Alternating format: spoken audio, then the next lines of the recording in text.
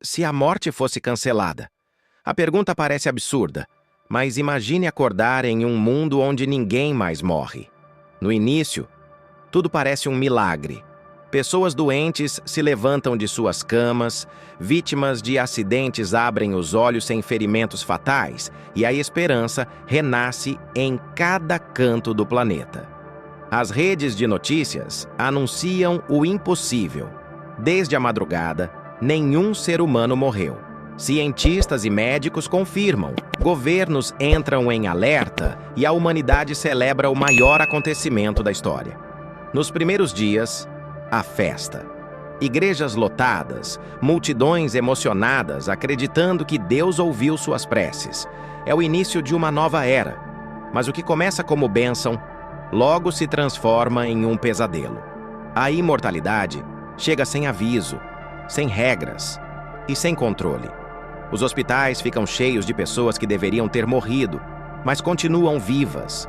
Corpos queimados, mutilados, doentes terminais. Todos respirando, conscientes ou não, presos a uma existência que se recusa a acabar. A ciência não entende. Células não morrem, o envelhecimento desacelera e nem mesmo o tempo parece seguir como antes. As prisões se tornam depósitos humanos. Assassinos, tiranos e criminosos que deveriam ter sido executados agora permanecem vivos, condenados a uma eternidade de confinamento. A economia mundial colapsa. Não há mais empregos suficientes, comida suficiente, nem espaço para todos. A população cresce sem limites e o planeta começa a sufocar sob o peso de sua própria existência. Com o passar dos anos, o caos se instala. As guerras continuam, mas agora não há vencedores nem vencidos. Soldados caem, se levantam e continuam lutando. A dor é eterna. O sofrimento não termina. A humanidade, que sempre temeu a morte, descobre algo pior: o fardo de nunca mais poder descansar. A religião entra em colapso. Se ninguém mais morre, o que acontece com o conceito de céu e inferno? Padres, pastores e monges buscam respostas, mas o silêncio parece ser a única resposta. Alguns dizem que Deus abandonou o mundo. Outros acreditam que o próprio inferno subiu à terra. Cultos surgem prometendo trazer a morte de volta. Pessoas imploram por fim, por descanso, por esquecimento. Mas nada funciona. Nenhuma arma, nenhum veneno, nenhum fogo consegue tirar a vida de alguém. Décadas passam. O planeta já não é o mesmo. As cidades se expandem até o limite.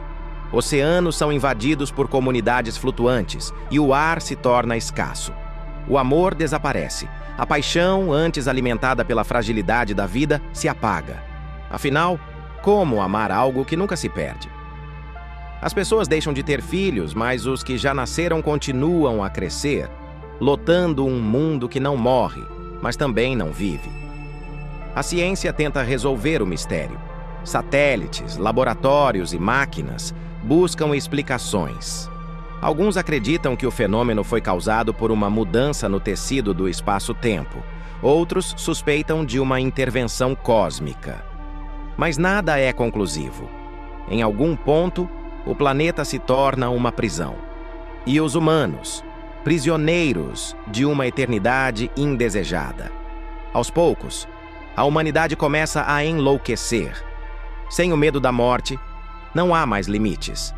A moralidade se dissolve, as leis perdem força, a violência se espalha, não como busca por poder, mas por desespero. Pessoas se jogam de prédios, se queimam, se enterram vivas e continuam conscientes, presas em corpos que não quebram. O mundo se torna um grito sem som, uma dor que não cessa. Séculos passam. O sol queima mais forte, os mares secam e mesmo assim ninguém morre. Os corpos mudam, adaptam-se, tornando-se grotescos, duros, deformados. A terra, coberta de seres imortais, se torna um cemitério vivo. O silêncio domina. As vozes que antes pediam salvação agora pedem esquecimento. E então, pela primeira vez em milênios, uma única pessoa finalmente morre. Seu corpo se desfaz como cinza ao vento. Os outros assistem em silêncio. O que parecia uma tragédia se torna esperança. A morte voltou. E nesse momento, a humanidade entende o que sempre recusou a aceitar. A morte nunca foi o inimigo. Ela era a guardiã do equilíbrio, a força que dava sentido à existência. Porque o que dá valor à vida é justamente o fato de ela acabar. Sem fim, não há propósito. A imortalidade não é um dom, é uma condenação. No fim das contas, o maior castigo da humanidade não é morrer, é viver para sempre.